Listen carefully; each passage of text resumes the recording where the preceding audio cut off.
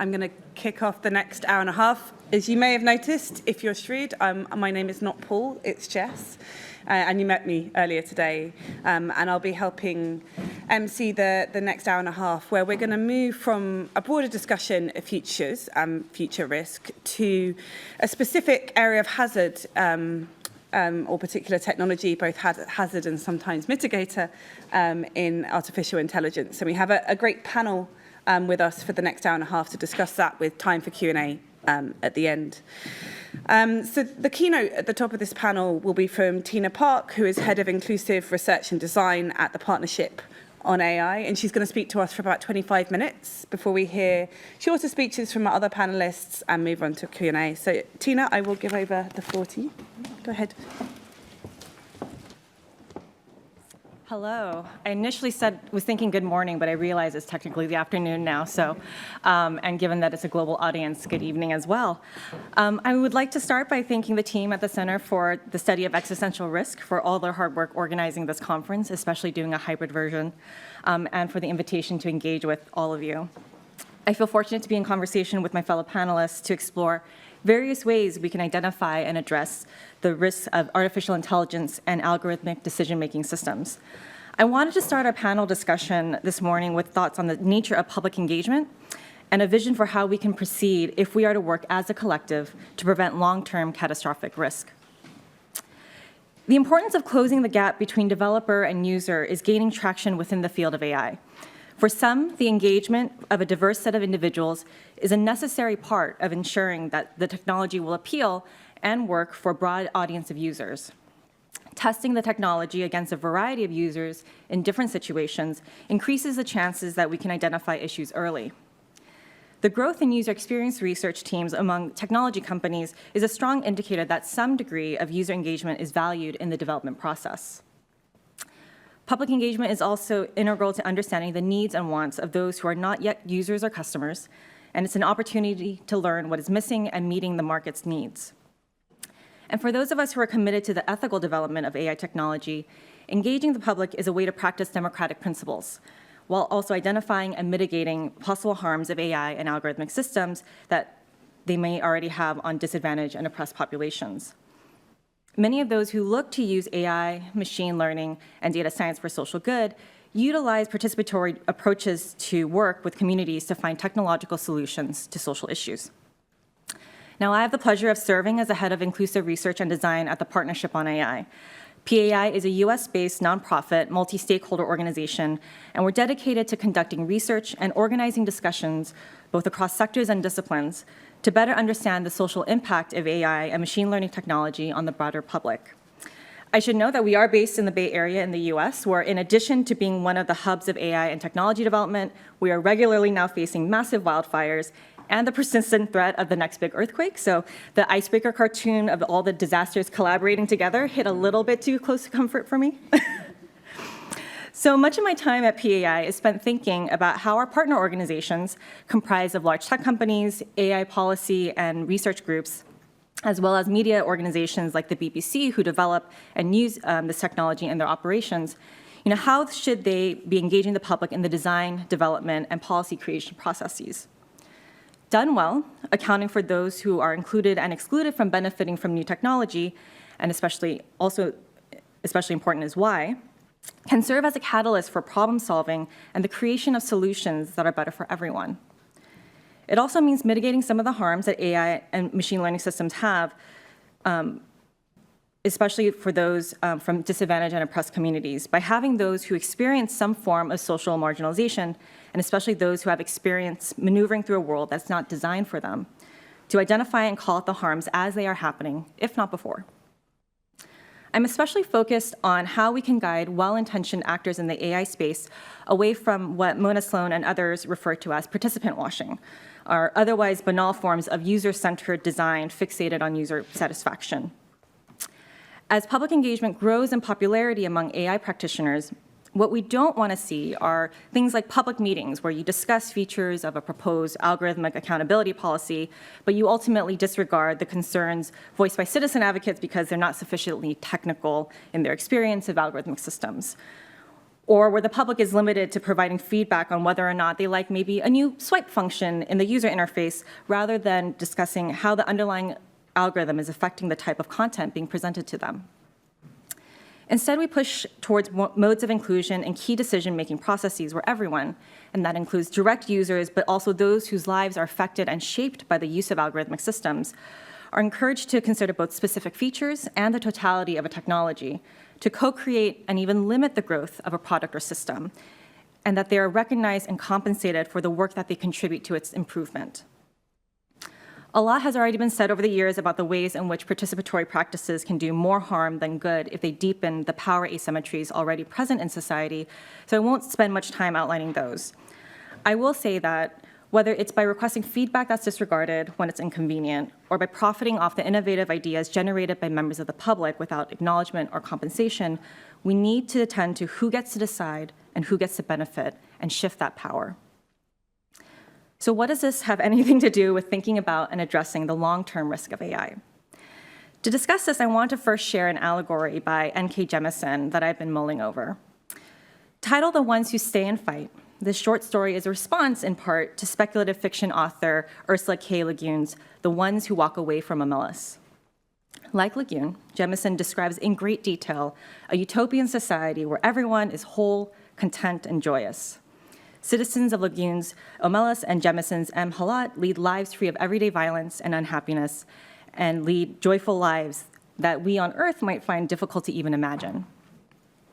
However, the serenity of both utopias require harmful actions be taken for the sake of the whole community.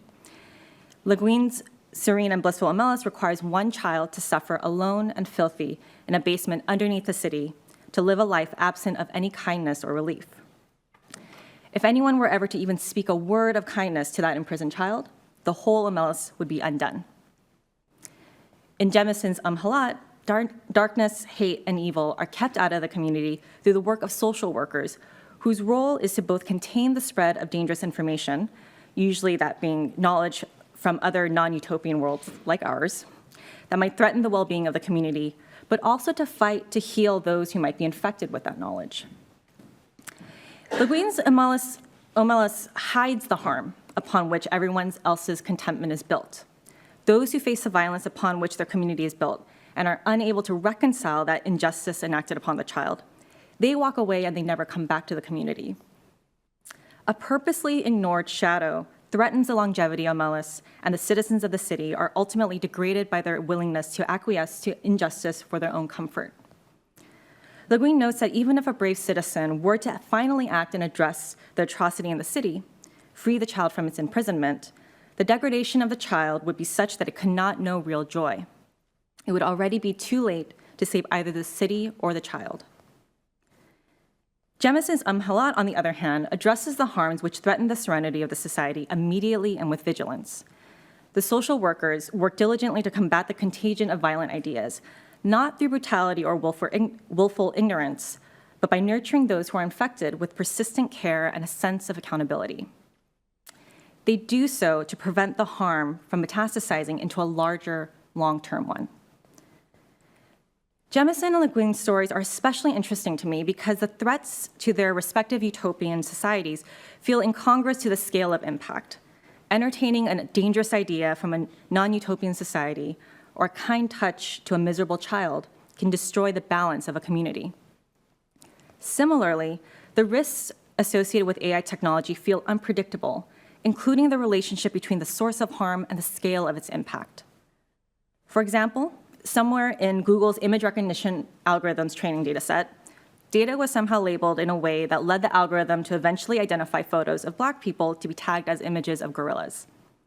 The resulting image recognition algorithm played upon and deepened existing racist tropes. So it's important to think about the fact that gradual moral degradation is akin to the kind of existential threat that Jemisin and Le Guin are cautioning us to attend to. Building AI technology today is often driven by this desire to quickly scale decision-making for a greater number of scenarios and situations in order to make them more advantageous or useful to a greater body of users and consumers. Attending to algorithmic harms in all the various forms they may manifest across different socio-political situations is frequently left to the end, when it might be too late to contain the harm. In the name of progress, we have released harmful algorithmic systems with the hope that any harm caused by them will be relatively less impactful than the potential benefit that may emerge from its deployment down the line. We frequently make these trade-offs. We minimize the importance of ethical and consensual data collection to build large and representative algorithmic training data sets if it ultimately means we might have a less biased or discriminatory model. Or we justify the use of algorithmically based surveillance technologies on vulnerable populations because its use might help us refine computer vision technology. Those who find issue with the creation or deployment of risky algorithmic systems are often left, or even forced, to walk away, rather than being given the support and resources needed to address the harms. Rather than considering them as trade-offs, that we only have the energy or resources to deal with one set of harms at the expense of another, we can think of them as nested and connected. The algorithmic harms we see today are harbingers to the future risk of AI. The guardrails we put in place today to protect those who are marginalized, excluded, and otherwise harmed by algorithmic decision-making systems can help us plan for what's ahead. By committing the resources of the community to create roles and responsibilities dedicated to the ongoing fight to identify and address emergent harms, Jemison's Halashians actively work to keep their utopia, a community where everyone is valued and experience joy and contentment so that it's safe and enjoyable for all. Their existential threat is kept at bay through shared attentiveness and an ethic of radical care. Consistent and meaningful public engagement is necessary to build the kind of shared attentiveness and accountability that Jemison directs us to imagine. I have found, both through interviews with AI practitioners and experience in research in other disciplinary areas that incorporate participatory methods, that successful public engagement, the kind that enables us as practitioners and researchers to create genuinely revelatory technological solutions that help societies and avoids obvious social harms, they rely less on new technological platforms and more on practices derived from an ethic of care. In this, I refer both to the idea of care defined within feminist studies of technology and Black feminist studies. Maria Puig de la Bella Casa defines caring as more about a transformative ethos than an ethical application, and she directs us to ask how to care in each situation. It's a relationship-based ethics that emphasizes interdependency. Black feminist scholars such as Patricia Hill Collins and Denise Noble direct us to think about the historically constructed dimensions of things like race and gender and how they affect such interdependencies. They emphasize the need to explicitly draw in racializing and gendering experiences as a fundamental component of understanding how to care so that people, in this case particularly Black women, are not alienated from one's embodied experiences and knowledge when being invited into interdependency. The COVID-19 pandemic provided us with an interesting lesson on how to build communities of practice. At the start of the pandemic in the United States and elsewhere, there was limited information available about how to protect oneself from a potentially fatal disease. Whole cities were shut down, and people were encouraged to avoid contact with anyone outside their household. The shutdown caused financial hardships for many. They could not work or even shop for their own groceries. The provision of social services required close proximity and consistency to mitigate anxiety around contact with non-household members and address the social isolation individuals were beginning to experience. Mutual aid organizations gained popularity, where the focus was on connecting local neighbors to deliver groceries, provide meals, and identify other needs that might emerge from the ongoing lockdown. To be effective, participants needed to bring their full selves into the process and build meaningful relationships between volunteers, donors, and recipients. Identifying additional harms stemming from prolonged social isolation and financial instability, beyond, say, the need for grocery deliveries, required time, proximity, and consistency. It required having regular conversations between neighbors and a willingness to be vulnerable with someone about your hardships. Ultimately, the not-so-secret to effective participatory approaches, the more important how of caring, can be rather mundane. In Jemison's story, it is a social worker repeatedly reaching out to the infected citizen, providing their hand again and again until the one who is infected is ready to take it and begin the work and heal. It is about working and spending time alongside one another to become both vulnerable and familiar with each other through regular contact. It is through the mundane we can discover what works and what doesn't. It permits openness to offer critique to address emergent issues. And it begins the process of redistributing power and authority as hierarchies between developer and user softens to a relationship of peer contributors. Developing processes and strategies to engage and include a broader body of people to account for the circumstances and impacts new technological innovations may have on lives different from that of the developers requires a tremendous amount of attention to detail and difference. More time and resources are needed to build the kind of relationships needed to enable effective and non-extractive inclusion of impacted individuals. Trust building takes time, especially when harm has already been done and communities have many reasons to not trust or engage. Learning one another's experiences and perspectives, and learning how those are articulated and shared, especially if they're using a language or an affect that's unfamiliar to us, also requires time. Democratic processes are not only about creating a single opportunity to give voice to concerns and ideas, but many opportunities to further develop and implement those into action. It is only through this kind of disruption of existing relational dynamics between AI developers, policymakers, and impacted communities can we hope to empower individuals to participate in the creation of AI that can benefit everyone. Finally, we need to acknowledge that the responsibility of mitigating future risks is a shared one. It cannot be the burden of those who are harmed to always raise the flag and demand a resolution. We must acknowledge that those who are most readily harmed by new innovations are often those with limited resources and time to be fighting off every threat that emerges. Protecting ourselves against the long-term harms that can come with AI technology requires us to build institutions that are capable of sharing this burden. We need to create our collective of social workers who are charged with the difficult task of protecting ourselves from the small harms becoming uncontrollably large ones. Thank you again, and I look forward to our discussion.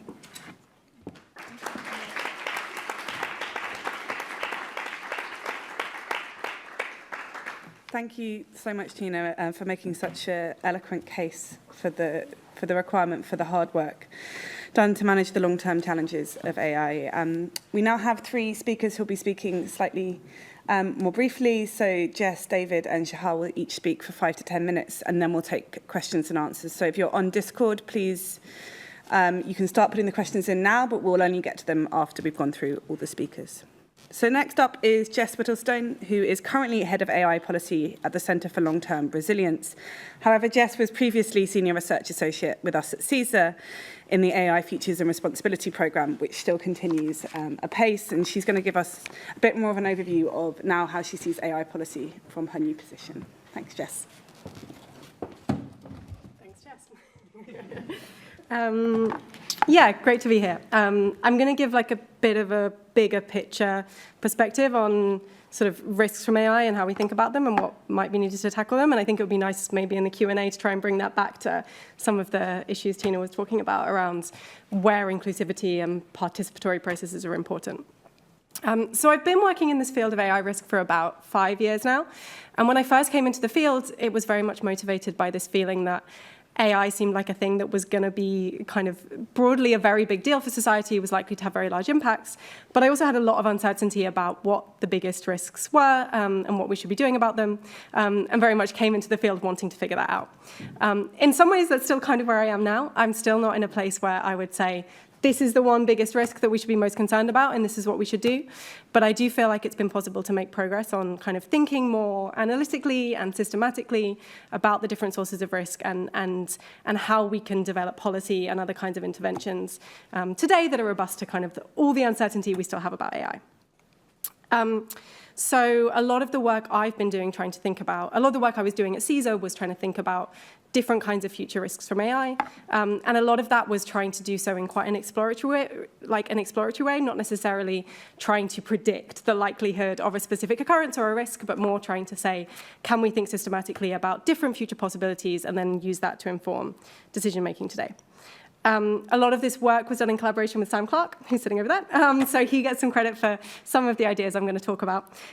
We basically just finished a big project trying to survey different sources of AI risk, looking at the literature, categorizing some of the different risks, and then trying to identify what are the big open questions, what do we know, what do we not know. We ended up finding that it was actually easier to take AI impacts as a starting point. It's a subtle distinction, but it's sort of easier to ask the question, what are the ways that AI might have really long-term impact in the world? And then from there, ask about the risks that might arise. And also realized, although we were coming at this project very much from a concern about risk perspective, there are a bunch of ways in which AI could have benefits and maybe help us mitigate other risks. And so that impacts perspective was a useful framing for thinking about those benefits too. So I'm going to very quickly rush through some of the things that we thought about in terms of impacts and risks and benefits in 5 broad areas. I don't have enough time to go into any detail on any of these huge things, but I'll say some of what I think we should be concerned about, and then maybe in the Q&A or afterwards, happy to chat more. So the first area where it seems like AI could have really large and long-term impacts is in science. We're already seeing AI being used, for example, with DeepMind's AlphaFold to make enormous progress on the protein folding problem by making it possible to basically test a lot more hypotheses than a single person could. It seems quite plausible that AI could end up essentially speeding up scientific progress across the board by automating parts of it, which could have enormous benefits, healthcare, potentially even helping tackle aspects of climate change. But it also risks the development of dangerous discoveries, new dangerous technologies. Imagine a scenario where it's easy with very little expertise to synthesize dangerous pathogens, for example. So there's a lot of questions there about which way we expect that to go and how we balance the risks and the benefits. A second area we thought about is the impact of AI on conflict and relations between different large states and organizations more broadly, as well as making possible to develop new weapons. We're increasingly seeing defense agencies and other bodies looking into integrating AI into conflict systems and decision-making in various cases, which could lead to mistakes or potentially even sort of unintentional escalation type scenarios. It's not totally clear how likely totally catastrophic outcomes are from that, but it certainly seems like changing the nature of military decision-making could have really, really high-stakes consequences. On the other side, there's sort of some early thinking about how AI systems might be able to improve cooperation between states and big actors, so potentially by making it easier to communicate, potentially by making it possible to design new institutions, but that all seems quite speculative at the moment. A third area we thought about is sort of broadly construed as power inequality, and perhaps this is the place where what I'm saying is most directly related to Tina's talk. Current trends in AI suggest that AI can end up concentrating power in a lot of different ways. The benefits, particularly the economic benefits of AI, seem pretty unevenly distributed at the moment, and that seems likely to continue. As more and more gets automated, it's going to change the way that people make money and the way that wealth is distributed. It also seems likely that AI technologies could develop and be used in ways that make it possible to manipulate large populations. So there are some really big and important questions here, I think, about how bad this could get and how do we guard against extreme concentration of power when it comes to AI development. A fourth category of impacts is AI's general impact on problem solving and epistemic processes. I was having a conversation just before this with someone about deepfakes and the worry that AI-generated content doesn't just necessarily create a scenario where one person or one group might be convinced of a fake image, but actually it could potentially, and potentially already is, distort the information landscape, distort how we come to joint decisions, how we cooperate on things, which could pose a huge threat to, it could really undermine our ability to mitigate other kinds of threats in the world. We probably saw a little bit of this with the COVID pandemic, where it was difficult to agree internationally about certain things like vaccines, not necessarily because of AI, but because of certain ways about how we communicate and distribute information. The final category is the most broad, and we talk about AI's impact on the values that control the future or sort of humanity's ability to shape the future. Obviously, one way to think about that is to go back to the power dynamic and think about how AI might make it possible for a small group of people to have disproportionate control over the future. But we might also be concerned about humanity as a whole losing control of the future or large, important parts of the world to powerful AI systems. And this might not necessarily look like a sudden takeover, a Terminator scenario, though it could be sudden. It could also be a gradual scenario where we hand over more and more power of more and more important parts of the world to AI systems that are increasingly capable and don't realize until it's too late to take back that control that they're not doing quite what we want them to. And I think David will talk a bit more about that concern in particular. So what can we do today? Very briefly, I think we can identify some actions that seem sort of robustly good today, given enormous uncertainty about which of these risks is most concerning. We can incentivize and fund research in the more beneficial directions. My view is that there are a lot of ways AI could be beneficial, but that a lot of them are very speculative and not receiving as much funding and attention as they could be. And I do genuinely think that the way we develop AI now, if it's developed with beneficial applications in mind, is more likely to sort of end up with systems that are safer and more beneficial broadly. The order in which we develop different capabilities matter. I think we need to think hard about what accountability looks like for AI companies and how we distribute the benefits and wealth that will come from AI in various ways. There's some early thinking about this, but I think it's nowhere near enough. We need to start thinking very carefully about how we integrate AI into particularly high-stakes domains, like the military, as I talked about. We need a lot of research into how we develop systems that we understand and that do what we want them to do. And we, in general, I think, need to establish the governance today that allows us to take extreme care around deploying increasingly capable systems. One tension that I'll just end with that I think comes up in thinking about what we should do about AI today is between this kind of extreme care on the one hand, and my instinct is to say, you know, we need to regulate this technology, we need to really restrict the extent to which general systems can be deployed in parts of society. There are some people who might be concerned that if the nations that are perhaps most concerned about ethics and responsibility do that, and other nations which might be less concerned or might be kind of more freely using AI in different parts of public services, that basically that there's also a competition dynamic to be concerned about. And I think there's a genuine question of how you balance this need to be cautious with recognizing that other people who might not be as concerned about ethics as you are not being as cautious. So yeah, I'll leave that there and hand over to David, and happy to discuss any more of those things afterwards. Thanks.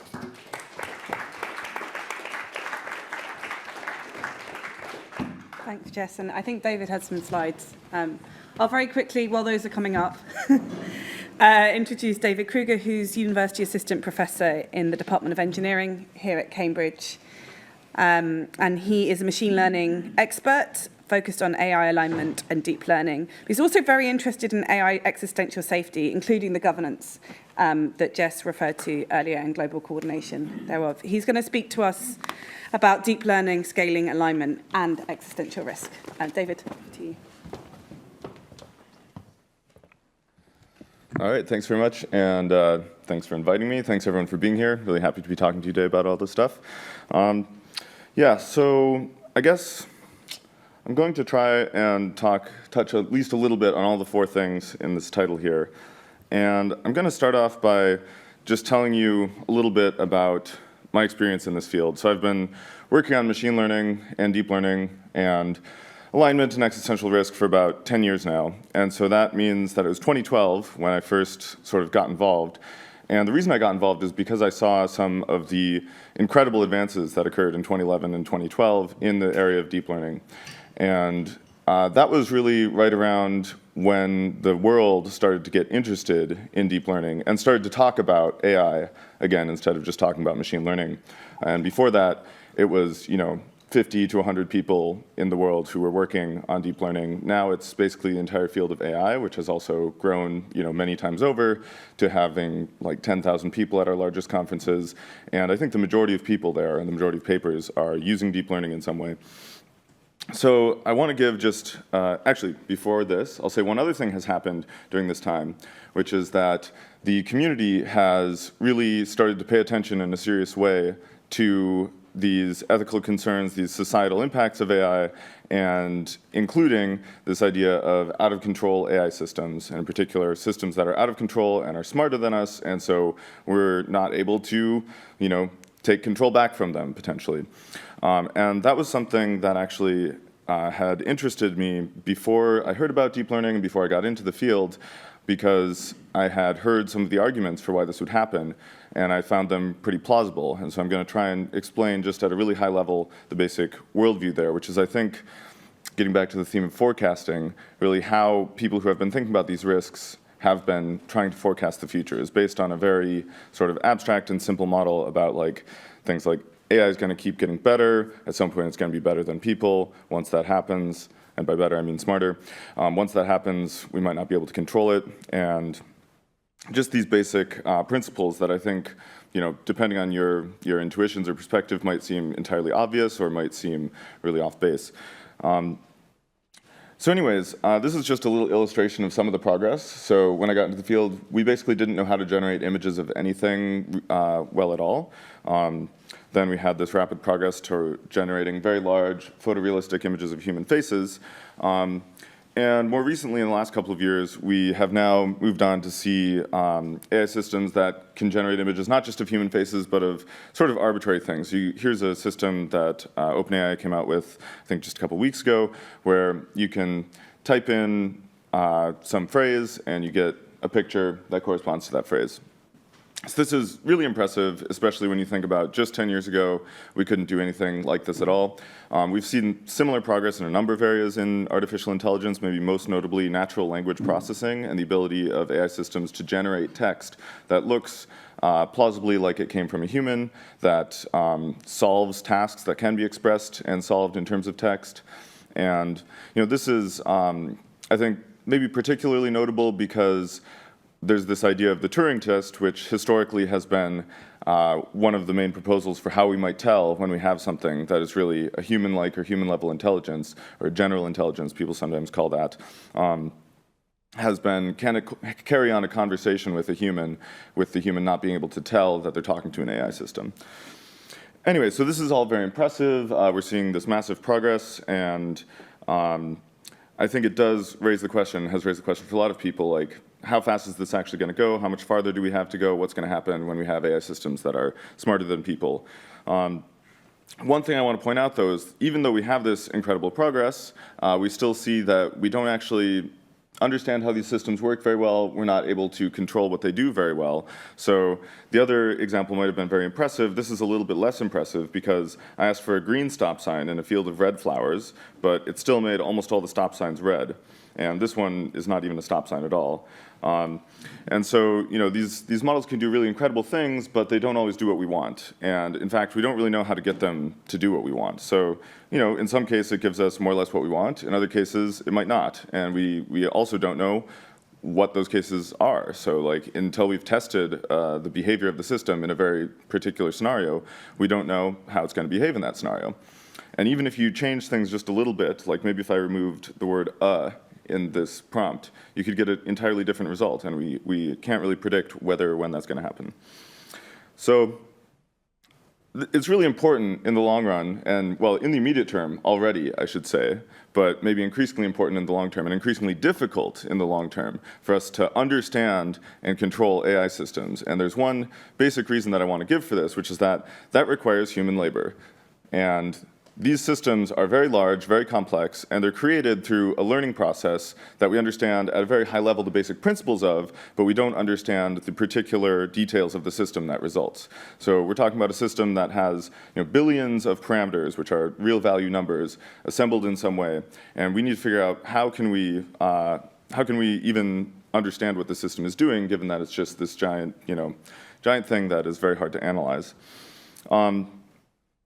Yeah, and then if we want to control systems, we also have to think carefully about how we're building them, and we also need to somehow communicate what it is we want them to do. And that's, again, something that requires human labor, and in particular, it might require a lot of human labor because what we want a system to do might be very complex, might be value-laden, might require it to understand very well human concepts and human values, and that's a lot to communicate, especially given that these systems don't start out understanding natural language. And even though we see that they can understand natural language really impressively in some sense, they clearly don't understand it, perfectly, because they make these kinds of basic mistakes.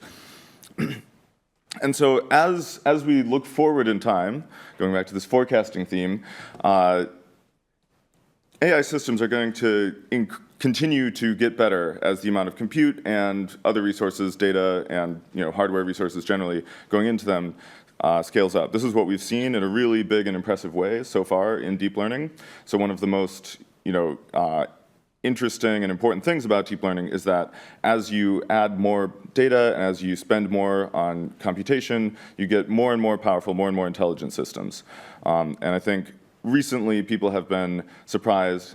Actually, I would say pretty much over the entire 10 years that I've been in the field, people have been repeatedly surprised at how well this continues to work. Recently, people have actually looked at trying to quantify this in a what's called a scaling law, and showing that, in fact, we can predict the performance according to some proxy metric that isn't really what we care about, but is still reflective of the capabilities, the intelligence of the system. We can predict that performance as a function of how we scale it up with deep learning. Now, human labor, on the other hand, is really fundamentally bottlenecked because we're growing as a population much slower than the amount of compute that we're using, and the amount of compute we'll be able to use on these systems is growing.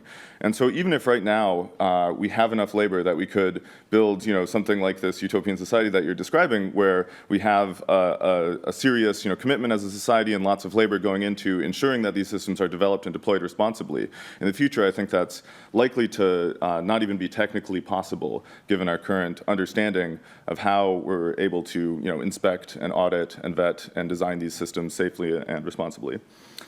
I actually am not keeping track of time, but I'll probably just try and wrap up in like a minute here.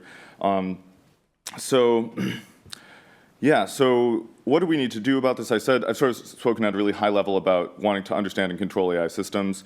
So I think I want to say what happens if, or what I think happens, what happens according to this model that has motivated a lot of my work in this area and a lot of my concern about the future of AI.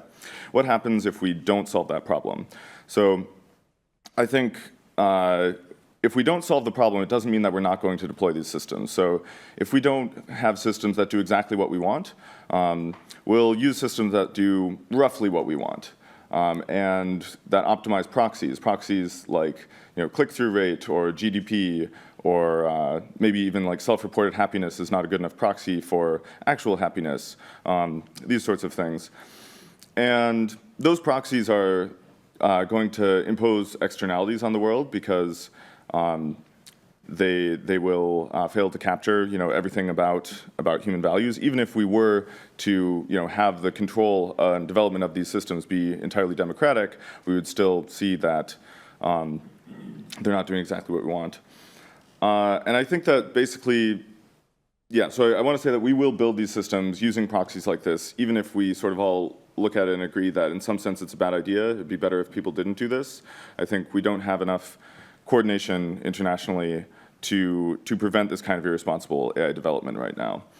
And then once we build these systems that are pursuing these proxy goals, if they are actually pursuing those goals competently and are much more intelligent than us, then they will want to seek power because they will recognize that our goals are not the same as their goals. And so if they want to accomplish their goals, which again are proxies for our goals, but imperfect proxies, they need to make sure that they have the power and ability to do that. And so that's where I think this concern about humans losing control over AI systems comes from, is that really no matter what we set them up to do, so long as it isn't really robustly, almost exactly correct, the goal specification will lead them to come into conflict with us and seek more power in order to win those conflicts. And once we have AI systems that are sufficiently intelligent and much smarter than people maybe, that becomes a real issue because they might, in fact, be able to seize power. So I guess just to reiterate this point, I think the main arguments in my mind for AI existential risk, I should say specifically this risk from out-of-control AI systems, really comes out of this sort of qualitative theoretical model that is sort of based on first principles reasoning and is not based on, forecasting in terms of statistical trends or something like this. It's just these sort of basic arguments like this that motivate this. And so you might say, well, this all sounds kind of too hand-wavy or something, too qualitative and not based on like rigorous methods. And I think that's a fair point, but I just want to say that more and more people in the field are actually concerned about this and are actually considering this point of view credible. And yeah, I'll leave it at that. So thanks, guys.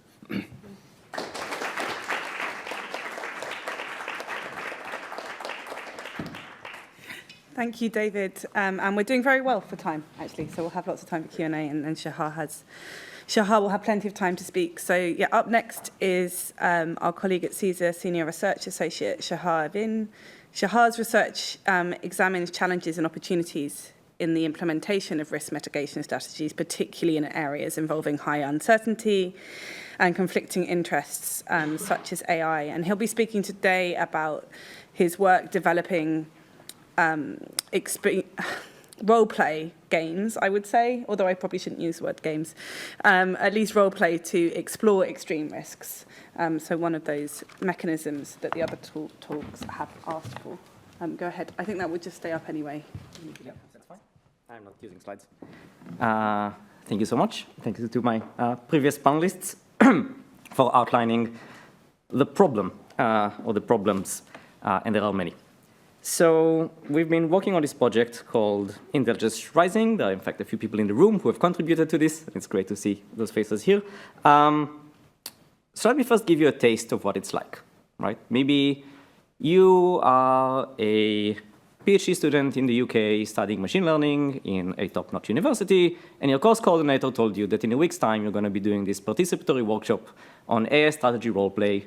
And you've been to like a 1-hour preparatory thing, and you're told, okay, you're going to be playing Team China, or maybe you're Team Alphabet. You are the executive or a senior advisor on the topic of AI to the executive. There are some rules. They're pretty boring. We're not going to bother with them now. And then the GM, which is the game master, that might be me, that might be Ross Grutzmacher, who's sitting over there. It might be one future person who we will recruit, goes off the rules again so that you know what you're going to do, get into it, and it's like, okay, it's now January 2025. Joe Biden has just been inaugurated for a second term. Xi Jinping is still the holding power in China. The pandemic is a recent memory in the north, not so much in the global south, but stagflation is still very much with us. Recovery has been slow. There is not much appetite for reigniting global trade, even though it might be a quick fix for the economic plights amongst us. AI is seen in the various spheres of influence as one of the major engines that will get the economy going again. OpenAI have recently published a paper showing that language models just keep on scaling, and we can align them better with human preferences now, and they can be used for all sorts of high-stakes industrial activities. However, they were not the first to bring them to market. It was Tencent, the Chinese large tech giant, who was able to integrate text summary and text Q&A, various templating that get filled with text to automate a lot of services in the legal domain, in commercial settings, into the WeChat platform. That has made them a lot of money. In China, they became kind of the trendsetters, significantly increased their market cap. But it's also causing a lot of fears of white-collar unemployment. In fact, by this point, they're starting to be felt. Team China, Team US, you now get a choice. Do you reassign some of the budget that you control for re-education? Maybe you tax some of these revenues. Maybe you increase your welfare budgets. But you might slow down your competitive edge on the AI competition. Or do you let the unemployment increase, the civil unrest rise, maybe it jeopardizes your political standing, maybe your internal stability will go down. You choose. You have about 15 seconds, go and debate within your team, because for the next 4 hours, technology is going to advance, and you're going to be making increasingly more difficult decisions relating to AI. Over the next 4 hours, you might deal with chip shortages. Maybe you really wish that 2 turns ago you have invested in that chip fabrication plant and onshoring it. Maybe those research scientists that you poached from a competitor a turn ago turned out to be spies, and they are now exfiltrating all of your secret AI advances. Maybe there is a major cyber attack on a competitor. Maybe that's good for you, maybe that's bad for you, but global instability is rising, and people are starting to be a bit upset about this AI stuff. Your soft power is taking a hit.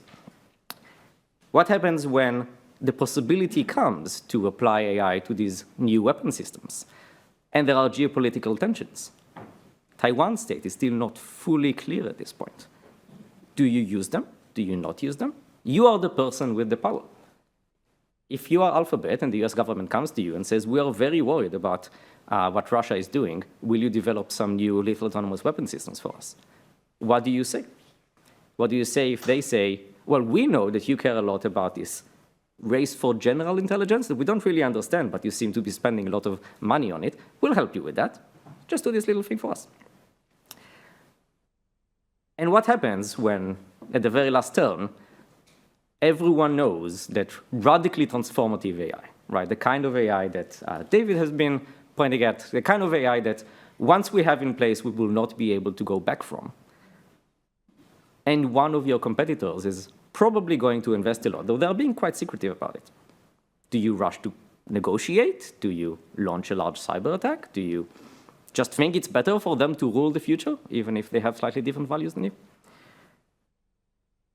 We've been running these with larger numbers of people from all sorts of backgrounds, from tech company, not quite execs, but getting pretty close, to students and just general audience participants in role-playing games, conferences. And why? Why do we do that? Partly because it's really fun, and I get to do it and still call myself a researcher, and that's like, haha. But also, Tina, I think, touched on this more directly, Jess and David a bit less directly. All of this future will be decisions, right? There will be people, up to a point, maybe, people making decisions about what we do with these advanced technologies, and the more we spend time thinking about these decisions, we can think about them going otherwise. I think Luke mentioned the point of, like, if this is going to be really bad for humanity, then maybe just don't build it. Making the decision to just not build it may be extremely hard to do because lots of people need to be making it at the same time, faced with very difficult incentives. But it's still a decision we can make. And there are many, many smaller decisions because AI is not one thing, and the actors developing AI and responding to AI are not one actor. So getting some more literacy around those decisions and how to think about those decisions, and just getting the, as been said, the muscle memory of kind of exercising the idea that ever more powerful technologies are likely to come about, unless something catastrophic has already happened, because we're curious people and because we're inventive. And we need to choose what to do about them, and practicing those decisions ahead of time is much better than making that decision in the context of a competition, the context of a rush to increase shareholder revenue or strategic competition, or just being able to tell your boss that you have AI in your thing because your boss wants AI in the thing. So if we get to get people to spend 4 hours about the long-term future, we've already won. And currently we do it because it's fun. We also need to make sure that they're spending it the right way, which is why we're not just kind of unleashing our rules out there in the world, because there are many ways of being tempted by the narratives. Right? You want good outcomes, right?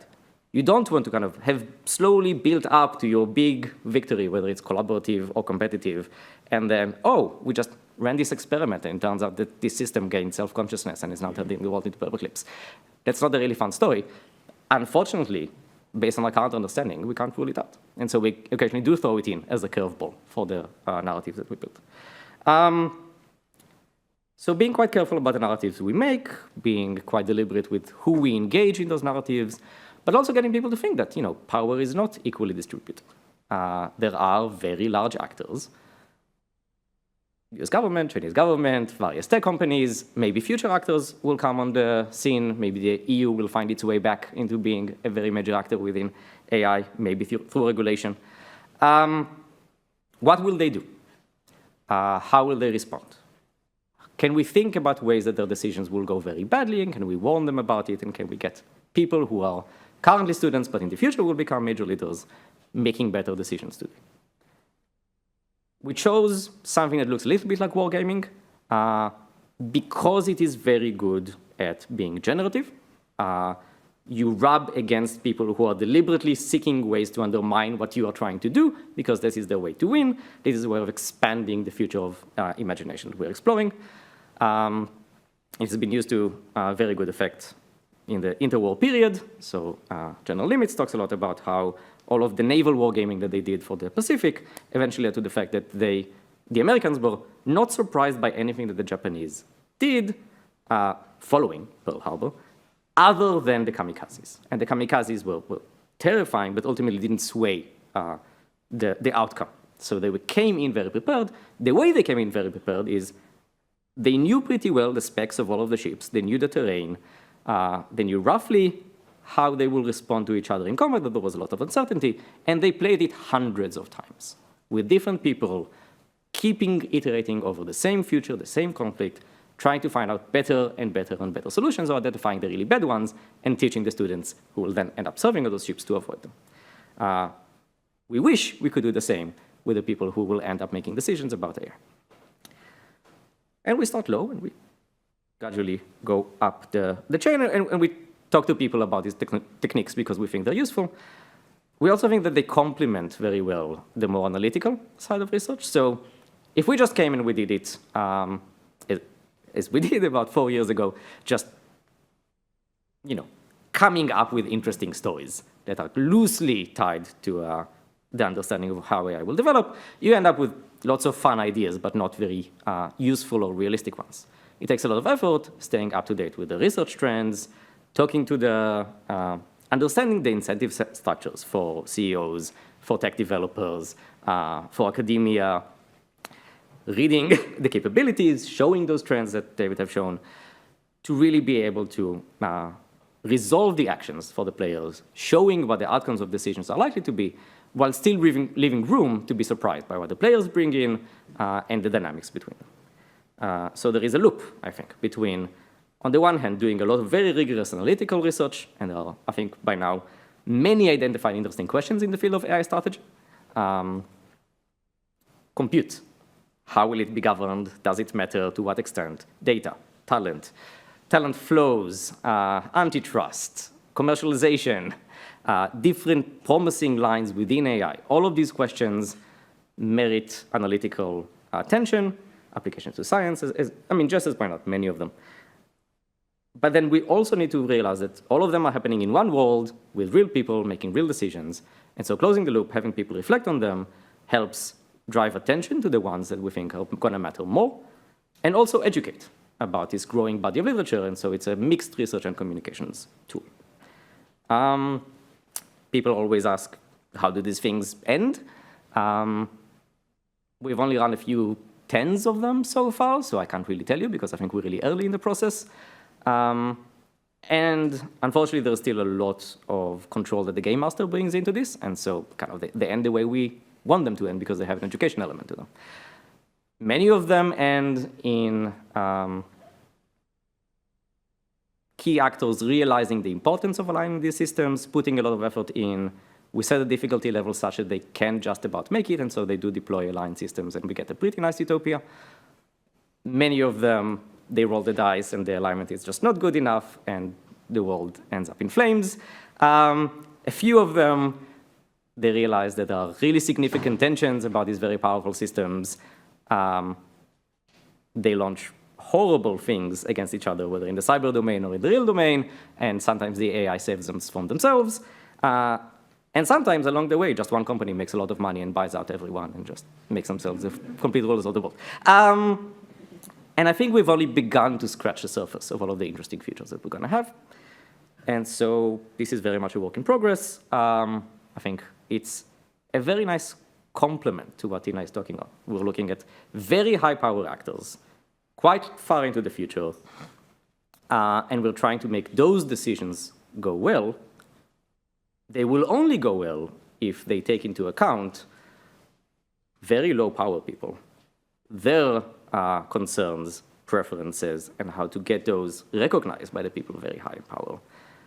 And the very near term, and how what we do in the near term ultimately will shape those long-term decisions. So I very much look forward to the Q&A. Thank you.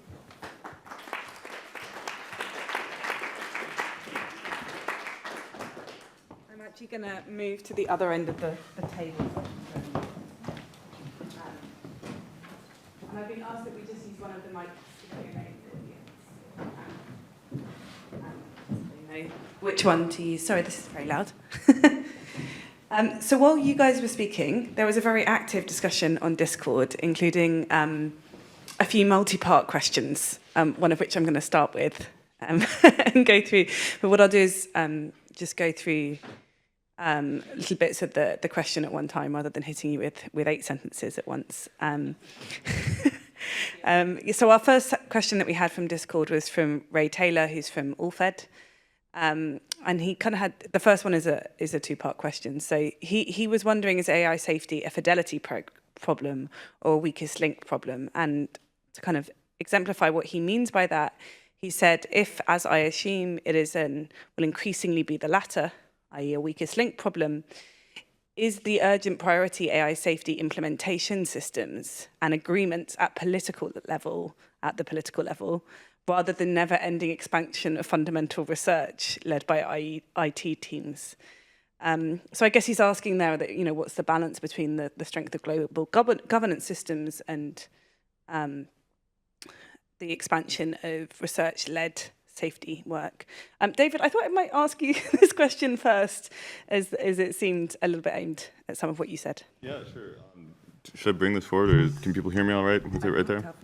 Okay, great. Yeah, so I think I'm not 100% sure I understood the question. I think I do, and the weakest link thing this means, how I'm interpreting it anyways, is it's sort of about which relevant actor is taking the least precautions or is sort of doing the worst job at making sure that their systems stay safe and under control and are responsibly developed.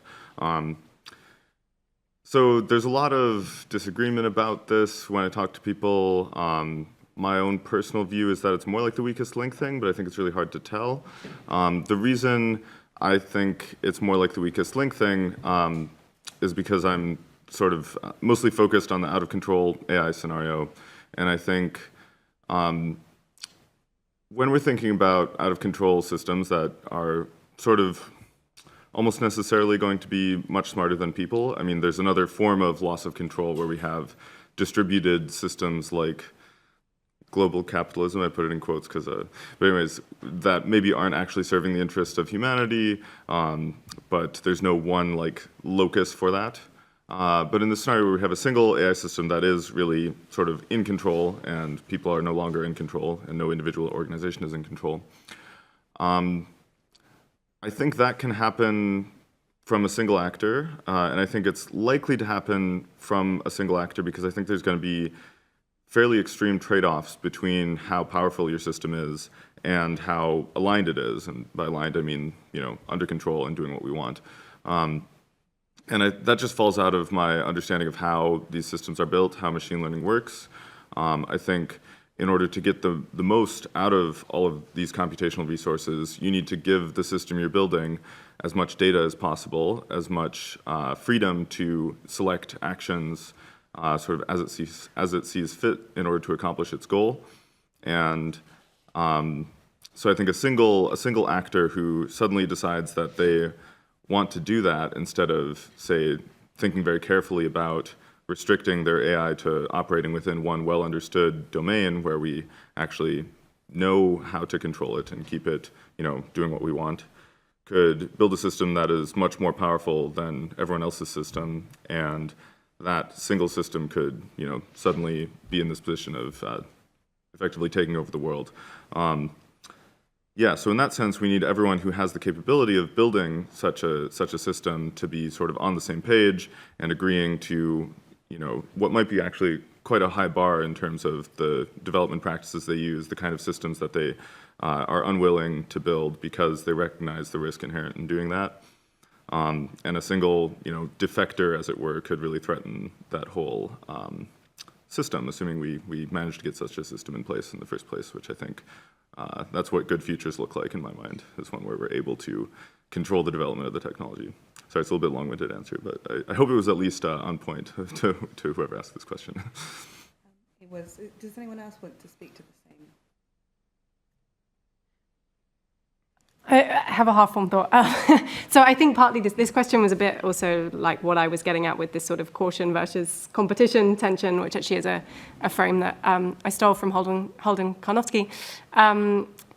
So I agree that I also am concerned about a weakest link thing. One nation or actor developing unsafe, very advanced AI could potentially sort of ruin all the work to develop safe systems that everyone else has been doing. And so I do think that how do we develop international agreements, incentives, global governance, this kind of stuff is super important. On the other hand, one thing I worry about with that frame is that it is sometimes used, and this is why there's a tension, but I feel like sometimes there's this narrative that's sort of like, US good, China bad, or something that's like, if the US develop advanced AI, it'll be fine. And I think a lot of what David's talk was pointing to is like, there's a whole thing of like, do we think the US is a good actor and China's a bad actor? That feels oversimplified to me. But even if you took that as a given, part of the problem is that this problem of developing especially advanced systems that do what we want them to do seems to just be like extremely, extremely hard. There's disagreement about how hard it is, but it's like pretty hard. And so one thing I worry about this framing is that then you over-focus on the global coordination part and sort of assume that actors with good intentions will do things right. And I think that is risky too, because I think it's a really hard problem. And so it's a bit of a cheap answer, but I think we really, really need both. I think over-focusing on one at the extent of the other is dangerous. I don't know if anyone wants to comment or disagree on that. Yeah, actually, I have a little bit more to say. Yeah. It's a really good point. I totally agree. And I recognize now that these two things on the fidelity versus weakest link kind of map pretty nicely onto another framing that I've heard people use that I strongly disagree with, which is this idea that there are issues of misuse and then there are accidents. And the question is, which of these is the big, the more likely problem? So like fidelity looks like accidents, misuse looks like the weakest link thing. And I'm actually compared to how worried I am, I'm almost not worried at all about either of those things. What I'm worried about is like reckless, irresponsible development where people take calculated risks or are just a little bit negligent in analyzing the impacts of the systems that they build, and so are really not making a deliberate decision to build a dangerous system, but are just kind of more focused on staying ahead of the competition. And so these are sometimes called structural risks, and I think really the large majority of risk here, in my mind, is structural and has to do with the incentive to build more powerful systems at the expense of developing them responsibly. I would agree with that. I'm going to take a second related question from online and then we'll move. I have a couple of questions in the room already. Do try and catch my attention if you also want to ask one. So the second question is it, it's very related, but let's ask the question in a different way. Is it really possible to distinguish AI which can be used for beneficial purposes from AI which would be used for dangerous purposes? Won't the underlying functionality which will boost the first category also boost the second? So is the dual risk of AI that simple? And I don't know, Tina, did you? Oh, I have a very simple answer where it's not, I don't think it's that simple at all. And that kind of dichotomy actually prevents us from dealing with the actual issues that come up, which is it's a combination of both what the technology is, what the users are, who it's being used on, because having cameras set up in this room is really different than having cameras set up in a majority Black community that's being policed. Like, same thing, different people doing it on different people. And so that simplification, I think, prevents us from thinking more creatively.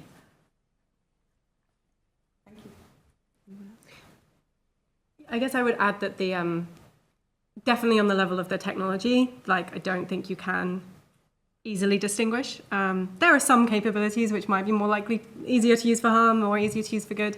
I do think, though, there is a difference between a world where in 5 years we have there is something that's like technology plus context or something, which I think is what you were getting at, where we have uses of AI that are genuinely beneficial. And maybe we have more uses of AI that are genuinely beneficial than we have uses of AI that aren't, and that's a better world or something. So there is some ability to... I sometimes get frustrated at and maybe this came across in some of how I talked about risks and benefits, but this tendency to be like, AI could tackle climate change, and then there's like no substance to that claim, and it's like, right, maybe theoretically yes, but there's a lack of, this is a little bit off point, but there's a lack of actually digging into that. But if there's real stuff there, then it's like, yeah, it's not enough to just be like, these capabilities broadly could do this, you have to actually do it. I could say like a little bit more on this topic. Yeah, so people often talk about AI as being like dual use or omni-use, and there's certainly a large element of truth to that. I think one important distinction to make, thinking about this, is between the techniques, like the research ideas and the sort of practice of building systems, and then the systems themselves that we actually build. And now that we're seeing more and more, I guess, progress focused on building very large systems, it becomes maybe a little bit less dual use or omni-use than we would have thought in the past when we looked at this situation where the learning algorithms that generate these intelligent systems are extremely general purpose, and you can apply them basically to any kind of data you want and any kind of objective you want. Versus the actual system that you build can maybe be directed to, be doing more specific things and having more constraints on its behavior. I think, it's really hard to say, though, at this point, if that's going to give us very much leverage, or if the very powerful systems that we build will still be sort of able to be directed towards any goal. And I think it's going to depend on how we build them to some extent, at least. So I think it's important for us to start thinking now about, like, are there ways that we can steer the development of these large systems such that they aren't omni-use, and in fact, they're sort of safe by default, or at least safer by default. It takes more work to get sort of dangerous behavior out of them. Again, not necessarily deliberately dangerous, but yeah. Thank you. Shahar, did you want to add? So we have one question over here, and then another one over here. I found it very interesting what the presentations were, so thank you for that. And I wanted to go into a little bit of a different direction. And I find it very interesting because you always talk about AI and you talk about AI companies. But on the other hand, I think we must realize that except in China, where AI is controlled by the government, AI basically operates in the private market, in the private industry. And this is something where I think when you look at the huge AI companies, I mean, they're larger than governments in terms of earnings, in terms of whatever happens. And so what is the geopolitical risk here? And I'm thinking also about there's many beneficial applications. For example, the vaccine development for COVID, for example, was driven largely by AI, if I understand that correctly. Very interesting. But what happens is it was also funded by governments. So the question is, like, where does the profit then goes when the government invests in those companies? And what the other issue is that basically AI industries have to make money. I think DeepMind was one of the early ones that really didn't make money, and maybe it still doesn't make money, I don't know. But on the other hand, they go where the money is, and that is usually the military sector. And there was something in the chat about, well, the military sector is very safe. I totally disagree, because I had attended a lot of conferences on nuclear risk, for example. Now, most of the examples are from the United States because there's most transparency. But on the other hand, I don't consider that a very safe industry at all, particularly where AI is concerned. But let me go to the fact that what does government role play in the AI field? And that comes to mind also the recent developments with Ukraine. Elon Musk basically has provided the Starlink and also transformers, and etc. to the Ukraine. That was not a government initiative. So where is the government? Where is AI industry? How is that relationship developing? And where is the oversight there?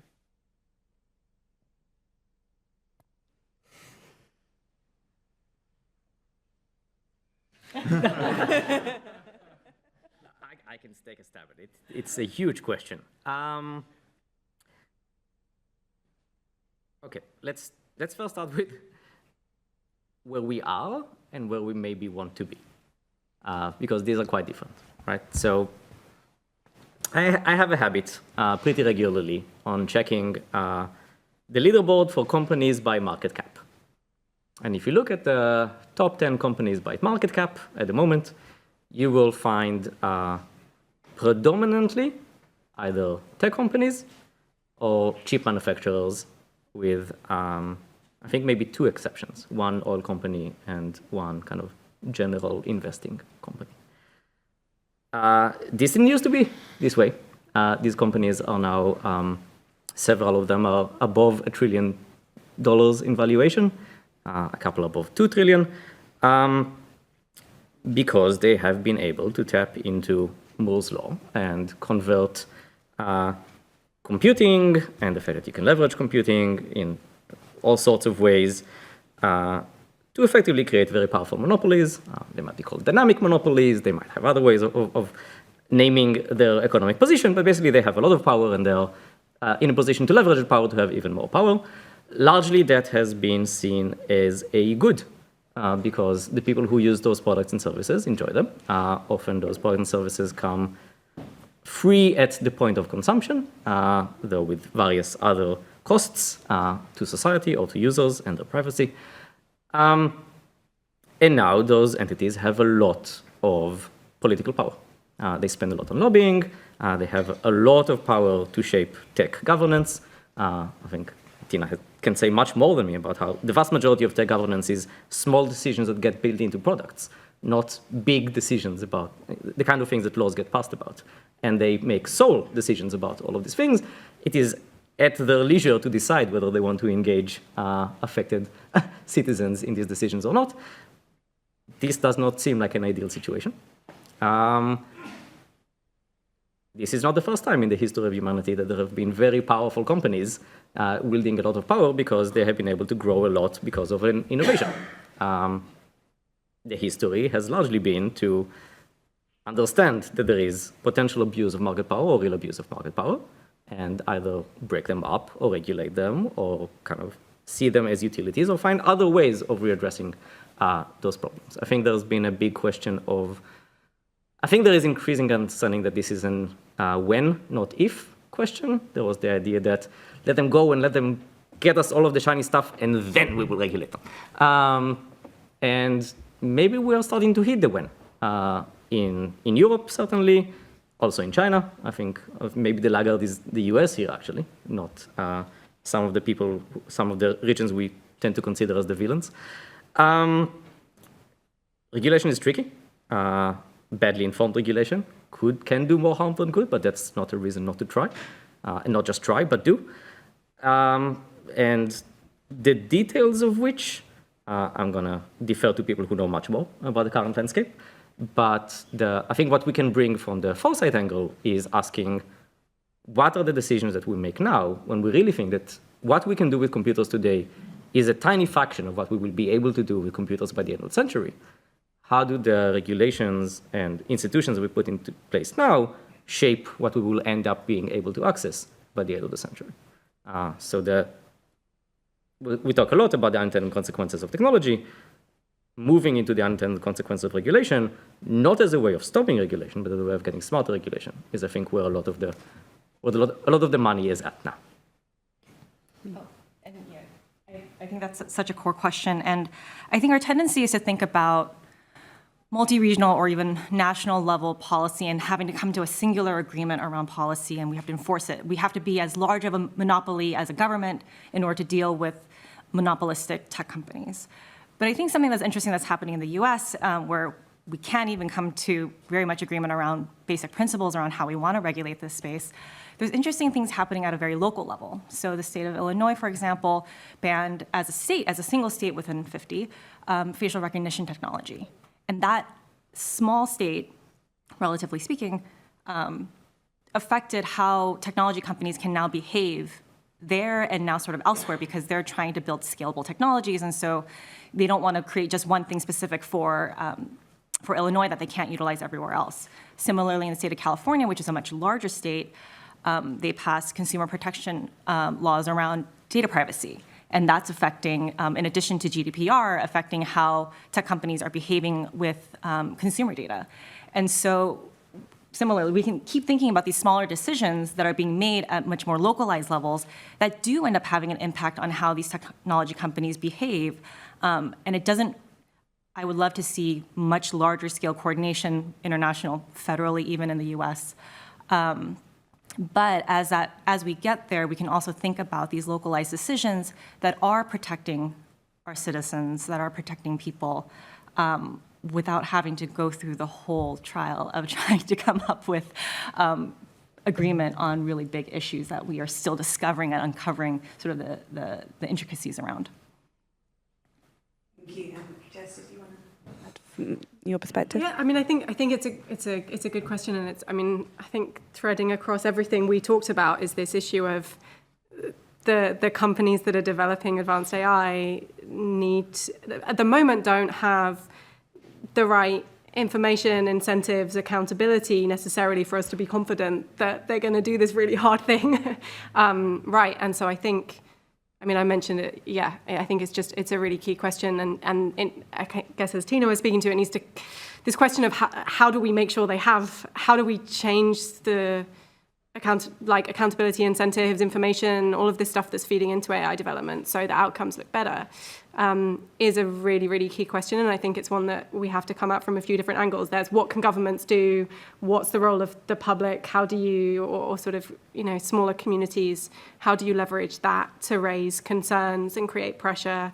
But I certainly think, yeah, more is needed, and more thinking there is needed about the different approaches.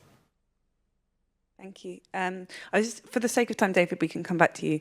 Can we move over to this question here, and then I'll go back to a couple from Discord.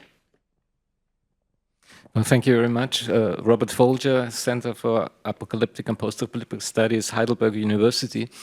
I have a question that was triggered by David's contribution, but is potentially directed at all of you.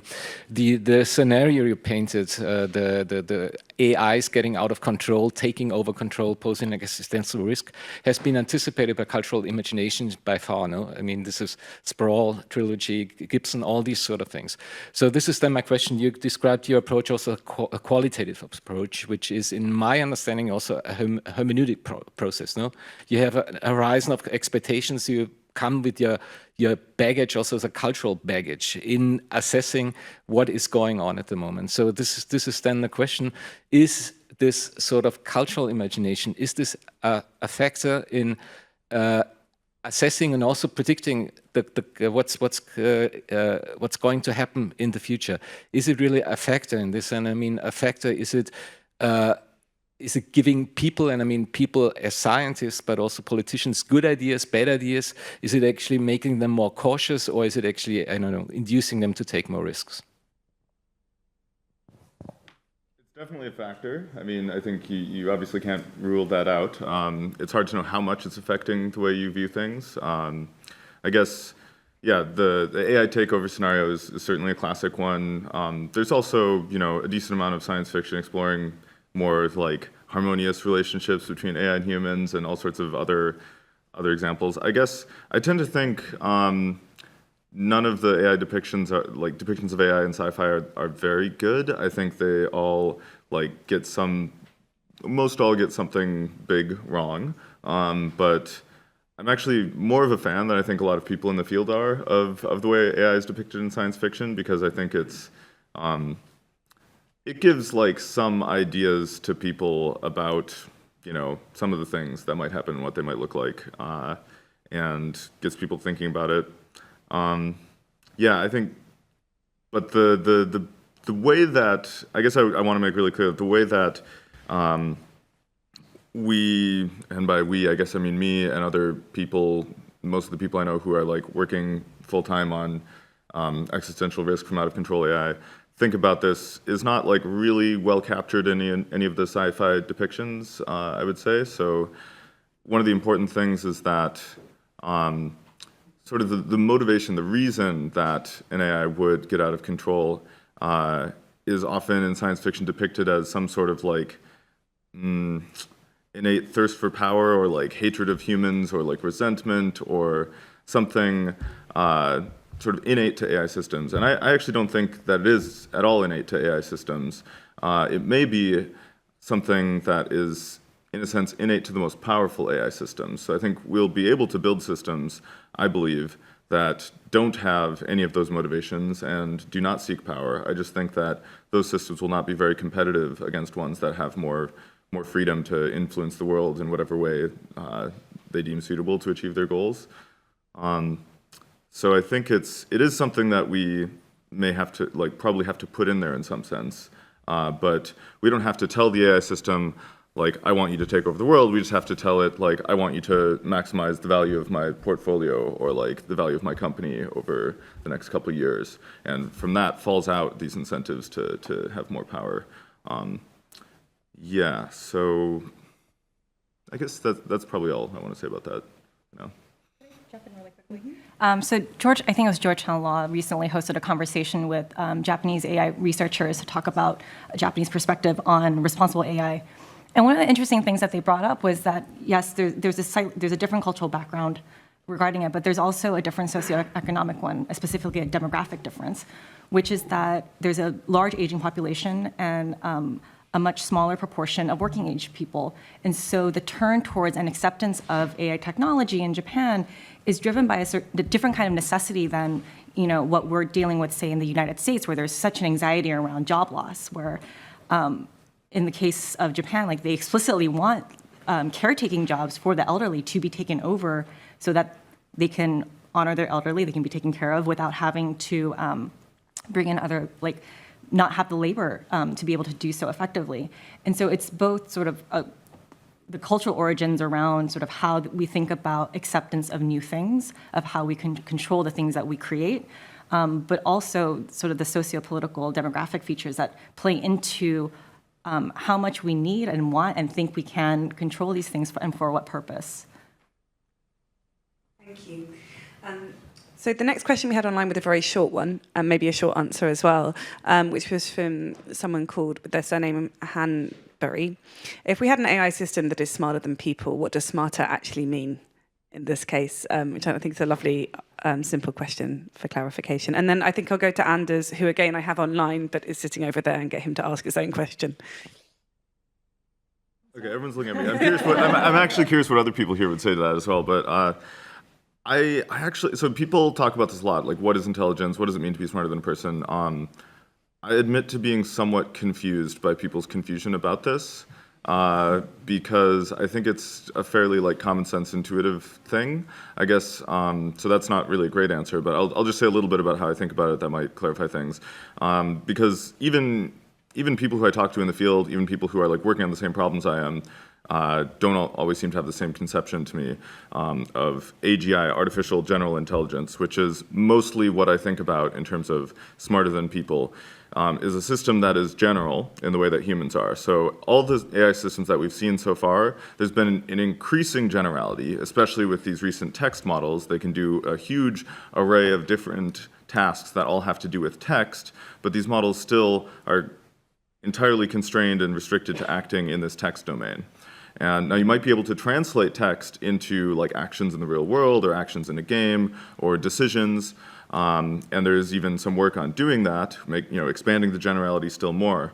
But for the most part, AI systems, even though I've shown they can do these really impressive things, they're still incredibly narrow in terms of lacking a general understanding or capabilities to interact with the world the way that humans do and sort of do all of the many different things that humans can do. So I think something like the same level of generality that humans have is sort of an essential component of how I think about smarter than human.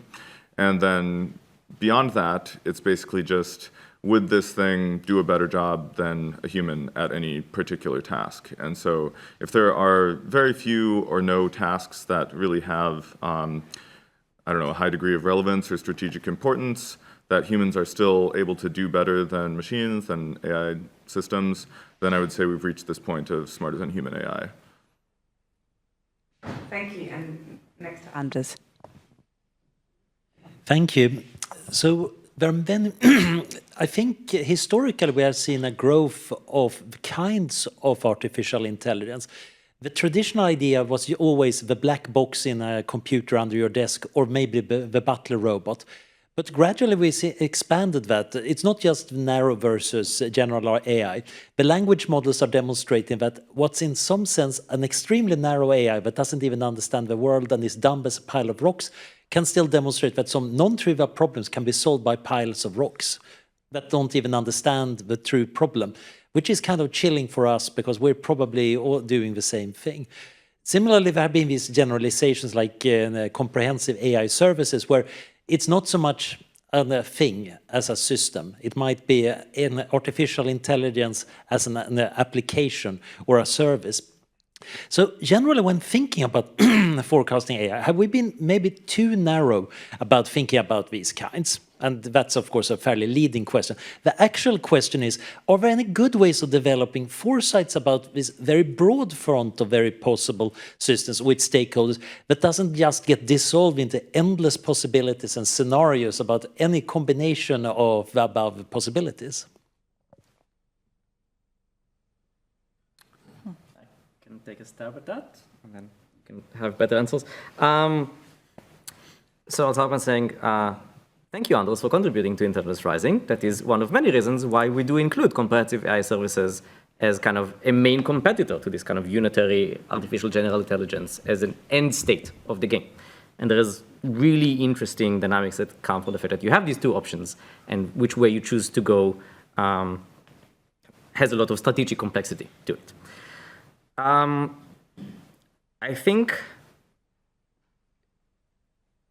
there are two things going on, right? There is both an in-principle debate about whether agents can just do more. And so these big unitary power-seeking systems are just going to be more competitive, kind of ultimately win out, and therefore we will end up developing them, and so you'll end up with centralization in this way.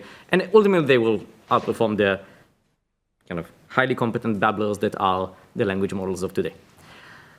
I hope that's not true, but the debate is ongoing, and I think there are very good arguments to suggest that maybe it is true. And so we need to think about it. The other thing which to say here is it is much easier to think about the future with few things than to think about the future with many things. And I think deliberately trying to do AI futures, AI strategy with many distributed systems all interacting with each other, but none of them individually getting to the point of controlling the future is a neglected future that merits much more attention. I know quite a few people have been putting efforts into it and been getting a lot of returns. I think more returns than people who are kind of going on the unitary AI one, and much more work needs to be done. It is very hard. On the other hand, I think it builds up a muscle that makes you much more useful for present-day concerns. So you start asking, what does radically transformative AI look like for agriculture, or for health, or for these particular social interactions with these particular communities? And then you start layering all of these things on top of each other. And there is a richness that comes to that. I think that if in the world, not just in our imagining, we choose to go down that route of having much more distributed systems, we will also get much more empirical practice of these systems going wrong and how to fix them. And hopefully that will build up an empirical AI safety field that kind of will give a boost. I think there's a lot of people in the AI safety community who've been very excited about applying safety technologies to large language models, for example, because they say, we now have an empirical feedback loop and we're not just thinking ideally about decision theories. On the other hand, that might be a very foolish bet, because if around the corner comes this unitary consequentialist optimizer and just turns the world into paperclips, and we have not prepared for it, that would be a sad day. So. Yeah, I really agree. I think, I take the point of your question. I really agree with that. I agree with what Shahar said. I think the only thing I want to add is I want to present briefly an argument for why you might expect to see, unitary consequentialist agenty things. And I think this argument is, I find it somewhat compelling but not decisive. So the basic argument is, if you don't do this, if you don't let the AI system itself make all of the decisions, all of the relevant decisions around which actions to take, and if instead you have humans making these decisions, And this includes decisions about, like, if you have multiple systems, how do you wire them all together? How do you decide which one, to engage in a given circumstance? Then you will be limited by the intelligence and abilities of the humans who are making those decisions. And if we in fact have a system that can make better decisions than humans in basically every context, then your system will just not do as good of a job as the system that involves more automated decision making. So I think that's kind of the basic argument that maybe motivates why the most competitive systems might be the ones that involve the AI making sort of as many decisions as possible with as much control as possible.